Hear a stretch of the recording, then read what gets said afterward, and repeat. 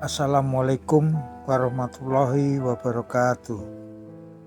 Salam damai sejahtera untuk kita semua. Om Swastiastu, Namo Buddhaya, salam kebajikan. Jangan pernah melupakan sejarah atau jas merah. Laporan utama: ruang gerak makin sempit.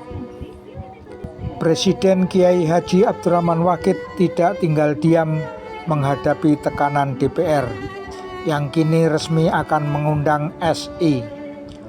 Jurus kantor dipasang, perombakan kabinet dilakukan, Kapolri Bimantoro disingkirkan. Tindakan kontroversial Presiden bisa mengundang percepatan SI. 3 lukisan, 4 patung kayu, sejumlah stick golf, dan setumpuk pakaian dinas tampak teronggok di teras rumah dinas Jenderal Suroyo Bimantoro, Jalan Patimura 37, Kebayoran Baru, Jakarta, Sabtu siang pekan lalu. Barang-barang itu baru diturunkan dari bagasi Panopel Blazer. Rupanya Bimantoro sudah mulai memboyong pulang properti pribadinya dari ruang Kepala Kepolisian RI dalam kurung Kapolri. Kami hanya diminta memindahkan barang-barang milik pribadi Bapak, kata seorang ajudan Kapolri. Bimantoro sendiri belum punya rencana meninggalkan rumah dinasnya meski Presiden Kiai Haji Abdurrahman Waqid menonaktifkannya selaku Kapolri sejak Sabtu pekan lalu. Keputusan itu dibacakan Sekretaris Militer Presiden Budi Santoso di Istana Merdeka setelah Gus Dur secara ujuk-ujuk melantik Komisaris Jenderal Khairuddin Ismail sebagai Wakil Kapolri. Karena Bimantoro dianggap akan nonaktif, menurut Gus Dur, tugas-tugas Kapolri sehari-hari akan dilaksanakan Khairuddin Ismail yang sebelumnya menjabat Kepala Sekolah Staf dan Pimpinan Polri di Pasar Jumat, Jakarta Selatan. Dengan begitu, Presiden berharap kepemimpinan Polri akan beralih penuh ke tangan Khairuddin. Toh Bimantoro belum sepenuhnya berniat turun dari pucuk pimpinan Polri.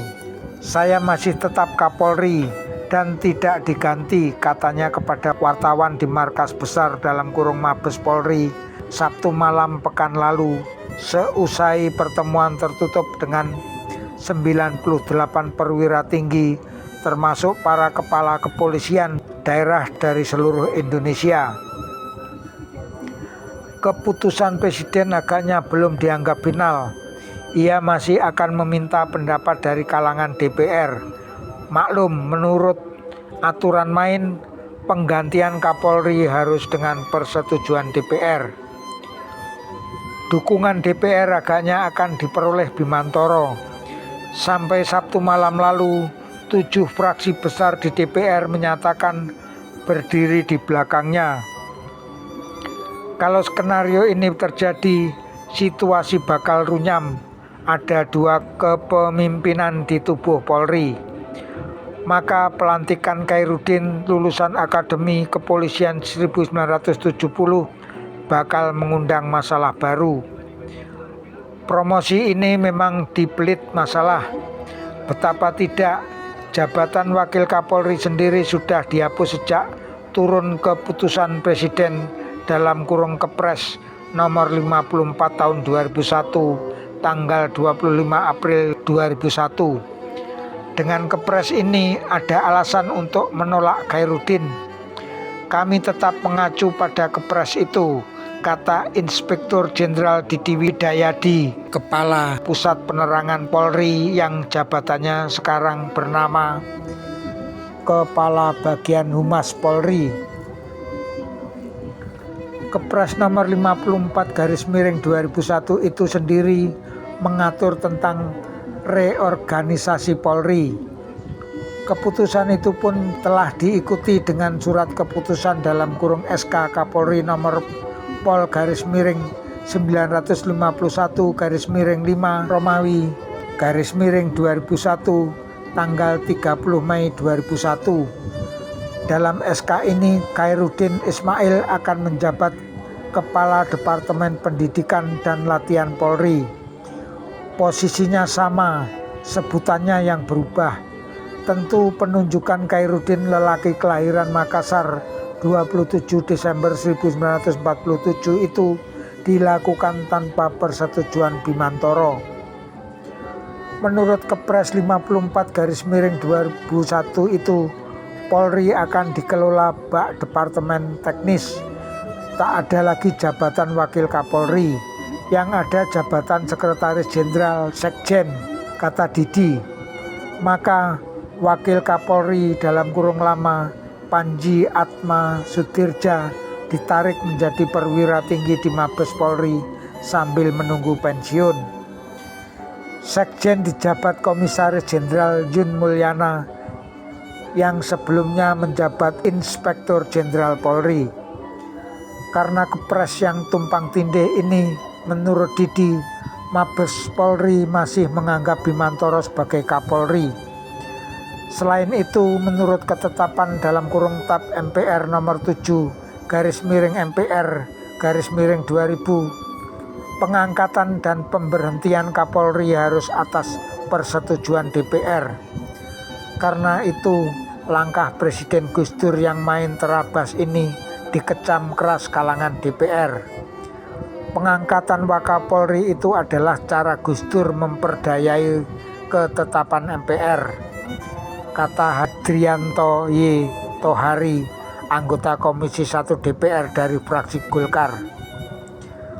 Upaya Gus Dur mendepak Bimantoro terjadi sejak sehari sebelumnya.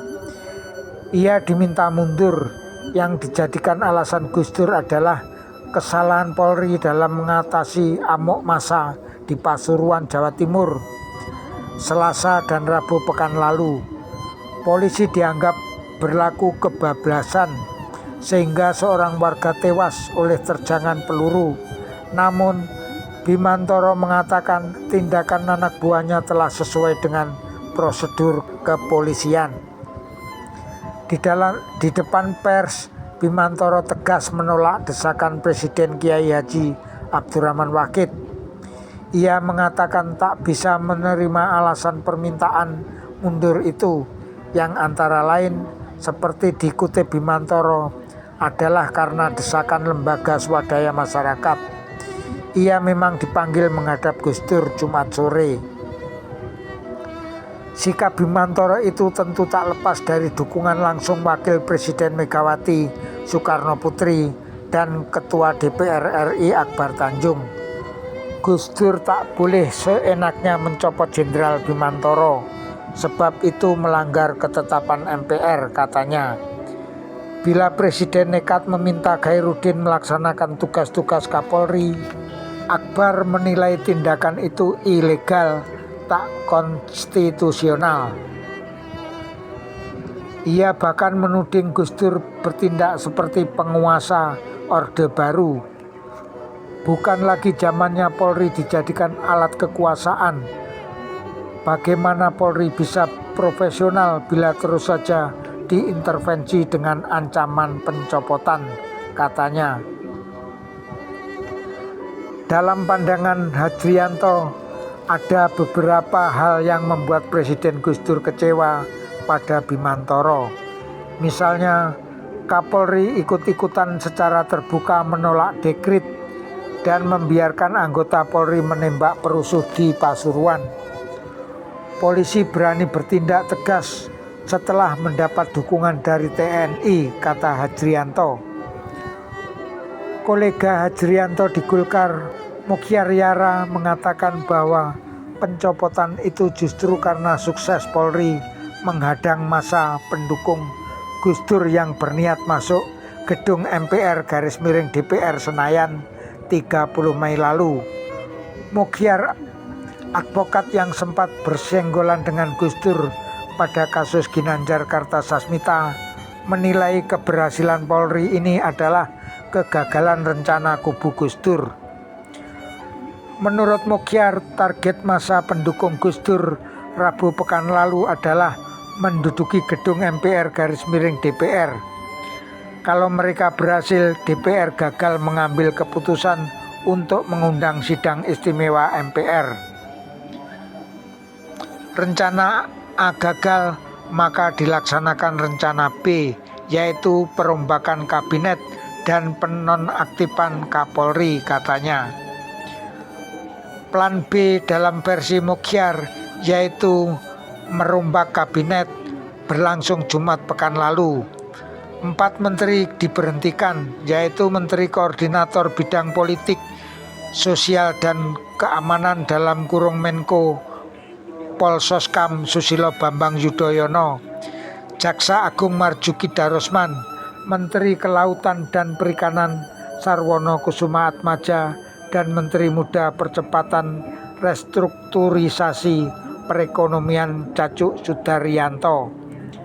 Kemudian Gus Dur menggeser posisi Agung Gumelar dari Menteri Perhubungan ke pos Menko Polsoskam. Marsilam Simanjuntak pun menjadi Menteri Super. Ia kini menjabat Sekretaris Kabinet sekaligus Menteri Kehakiman dan Hak Asasi Manusia yang ditinggalkan Baharudin Lopa, juga Menteri Pendayaan Aparatur Negara. Baharudin Lopa ditempatkan sebagai Jaksa Agung. 2 menteri baru diangkat, yaitu Budi Mulyawan Suyitno sebagai Menteri Perhubungan dan Telekomunikasi, serta Rohimin Dahuri sebagai Menteri Kelautan dan Perikanan. Toh pergeseran itu dipandang dengan sinis oleh Afan Ghaffar. Ia melihat reshuffle yang dilakukan Gus Dur tak ada artinya. Menurut pemerhati politik dari Universitas Gadjah Mada, Yogyakarta ini, perubahan itu masih memperkuat opini umum bahwa Gus Dur memang tak tahu masalah pemerintahan. Dalam 18 bulan pemerintahannya sudah 3 kali ia melakukan praktek bongkar pasang. Afan menyoroti khusus pergantian Susilo Bambang Yudhoyono, tokoh yang sering disebut SBY itu. Pencopotan SBY jelas karena ia dianggap Gus Dur tidak bisa menjalankan langkah-langkah menyelamatkan kedudukannya, apapun caranya, kata Afan. Dan seperti pandangan Afan Ghaffar, Akbar Tanjung melihat penggantian menteri itu terlambat, tak bisa meningkatkan kinerja kabinet, apalagi mengembalikan kepercayaan pasar, katanya. Memang selama ini pergerakan indeks di lantai bursa juga nilai tukar rupiah sering seirama dengan gerak-gerik politik.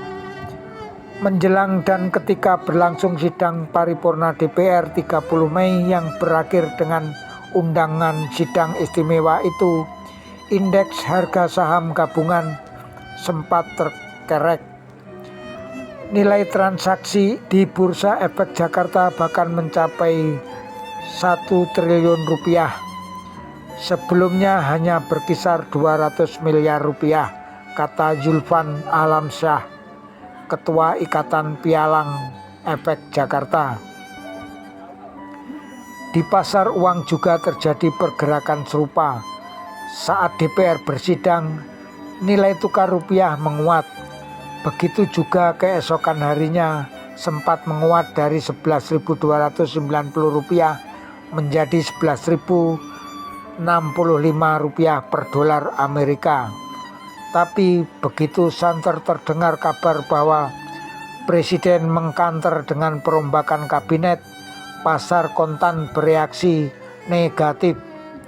Rupiah kembali lunglai dan anjlok ke level Rp11.450 per dolar Sabtu pekan lalu. Toh Zulfan mengakui pergerakan di lantai bursa serta menguatnya rupiah tak melulu karena situasi sidang paripurna DPR. Intervensi pemerintah juga banyak menentukan. Zulfan mengatakan pasar tetap labil bila kondisi politik masih gonjang-ganjing. Pelaku pasar menurut Julvan berharap pemerintah berjalan baik. Kalau Mega naik pasti akan menggairahkan pasar. Apalagi kalau Mega bisa bekerja sama dengan Bambang Yudhoyono, reaksi pasar pasti baik. Bisa jadi analisis Gus Dur sejalan dengan Julvan. Faktor Mega dengan PDI Perjuangannya yang menjadi kekuatan terbesar di parlemen punya peran penting. Buktinya Gus Dur mengganti SBY dengan Agung Gumelar dengan target agar bisa lebih baik menjadi jembatan antara dirinya dan Megawati. Di sini tampak ada niat Gus Dur untuk mempertahankan kerjasamanya dengan Megawati. Saya pandang Pak Agung mampu menjalankan tugasnya karena dia dekat dengan Megawati, kata Gus Dur dalam wawancara di TVRI. Belakangan Agung Gumelar memang cukup dekat dengan Megawati. Hubungan Megawati dengan SBY sendiri belakangan mendingin seiring dengan kegiatan Yudhoyono dalam tim 7 menteri yang ditugasi mencari jalan untuk menyelamatkan presiden dari tekanan parlemen. Tim 7 memang cenderung mencari jalan kompromi di luar sidang istimewa.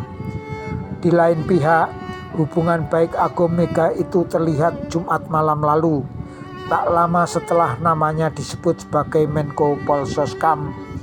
Agung Gumelar muncul di kediaman resmi Megawati di Jalan Teukumar, Menteng, Jakarta Pusat. Pertemuan itu berlangsung sekitar 1 jam. Dikabarkan Agung hanya melaporkan tentang jabatan barunya. Menurut Afan Ghaffar, Agung akan bersikap sama dengan Yudhoyono. Ia juga punya keterkaitan dengan TNI sehingga tak mau diperintah seenaknya. Apalagi Agung memang dikenal dekat dengan Megawati, sehingga bila ada program Gus Dur yang dipandang merugikan Mega, besar kemungkinan segera ditolak Agung, termasuk niat mengeluarkan dekret pembubaran parlemen. Langkah mutakhir Gus Dur yakni mendepak Kapolri S. Bimantoro tampaknya akan memunculkan kontroversi yang panjang. Tindakan itu juga dianggap mengandung risiko tinggi. Seperti disebut Akbar Tanjung, Presiden dianggap menabrak ketetapan MPR. Memang secara hati-hati Gus Dur menggunakan sebutan menonaktifkan Kapolri, bukan memberhentikan. Secara substansial, menonaktifkan itu adalah rangkaian dari belit memberhentikan. Jadi urusan ini pun mestinya dibicarakan dengan DPR, kata advokat senior Dr. Adnan Buyung Nasution. Risiko besar itu tampaknya bisa menjadi kenyataan. 7 fraksi besar di DPR Sabtu malam lalu sudah memastikan kehadirannya untuk menggelar acara dengar pendapat informal dengan Bimantoro di Bimasena Hotel Dharma Wangsa, Kebayoran Baru, Jakarta Selatan esok harinya. Bisa jadi pertemuan itu diakal-akali dengan dijadikan pijakan bagi upaya percepatan sidang istimewa MPR. Seperti kata Afan Ghaffar, waktu Gus Dur akan makin pendek dan ruang geraknya makin sempit. Situasi ini, kata Afan, makin melempengkan jalan bagi Megawati untuk meretas tangga ke istana. Di sisi lain, tindakan Gus Dur kepada Bimantoro justru melambungkan nama lulusan terbaik perguruan tinggi ilmu kepolisian tahun 1977 ini. Pertemuannya dengan pimpinan 7 fraksi DPR juga menandakan lelaki kelahiran Gombong, Jawa Tengah 3 November 1946 itu mendapat dukungan kuat dari luar kalangan Polri. Bahkan lulusan Akademi Kepolisian 1970 ini juga mendapat tanda simpati dari pimpinan TNI. Tanda simpati itu disampaikan kepada Staf TNI AD Jenderal Endriartono Sutarto dan Panglima TNI Laksamana Widodo AS ketika keduanya bertemu dengan Bimantoro Sabtu siang pekan lalu. Mereka bersimpati karena peristiwa serupa sewaktu-waktu bisa saja menimpa mereka. Bimantoro mengakui bertemu kedua pejabat militer itu, tapi ia membantah mencari dukungan. Pertemuan itu, kata Bimantoro, pertemuan biasa sebagai sesama unsur Polsoskam. Saya masih tetap Kapolri, jadi masih menjadi bagian dari Menko Polsoskam, ujarnya. Sebagai Kapolri, Bimantoro juga akan tetap melakukan serah terima jabatan yang menyangkut beberapa jenderal dari bintang 1 sampai bintang 3, termasuk Komisaris Jenderal Khairuddin Ismail yang akan mendapat surat keputusan sebagai Kepala Departemen Pendidikan dan Latihan Polri. Serah terima jabatan itu akan dilakukan awal pekan ini di Mabes Polri, Jalan Trunojoyo, Kebayoran Baru, Jakarta Selatan.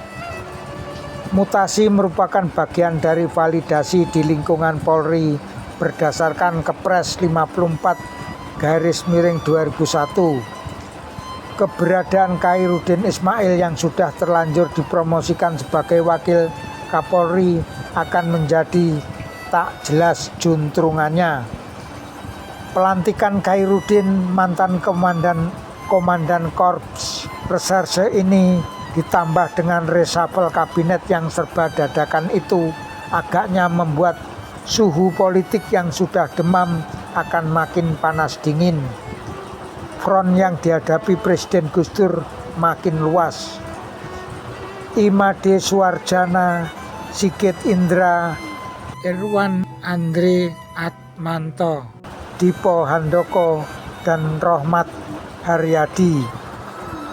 Gatra 9 Juni 2001, halaman 44 dan halaman 47.